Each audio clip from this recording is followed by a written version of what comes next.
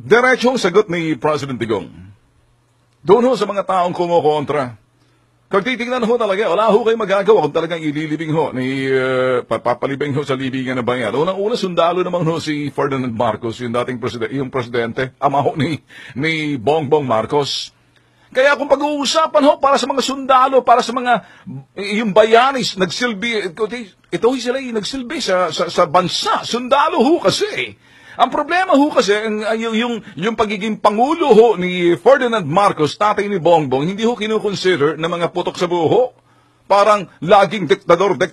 Ako ho'y dederechuhin ko kayo. Ang aking yumaong ama, si Colonel o Brigadier General na ho sana, Ramon Tulfo, ito ho'y senior, hindi ho yung aking nakakatandang kapatid. Diyan ho nakalibing bilang isang sundalo, Philippine Constabulary. Ganon din ho ang aking uncle na US Army na si Sabas Tulfo. Yung mga uncle ko ho yan, kapatid ng father ko. Mga sundalo, nagsilbi ho sa bayan ho yan eh.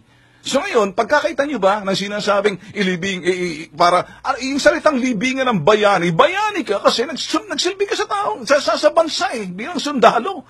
Eh, ang problema ho kasi, pag hinaluan ho ng politika, yung sinasabing human rights and everybody else, doon ho nagkakaproblema. Eh, pinangunahan pa nitong si Benigno S. Aquino na lalayas na bukas. Kasi hanggat nandyan ho si Benigno Aquino at yung mga bleeding yellow hearts, hindi ho matitigil ang issue. Just get it over with. Ilibing na yan si Ferdinand Marcos, yung tatay ni Bongbong Marcos sa libingan ng bayan. And that's it, period.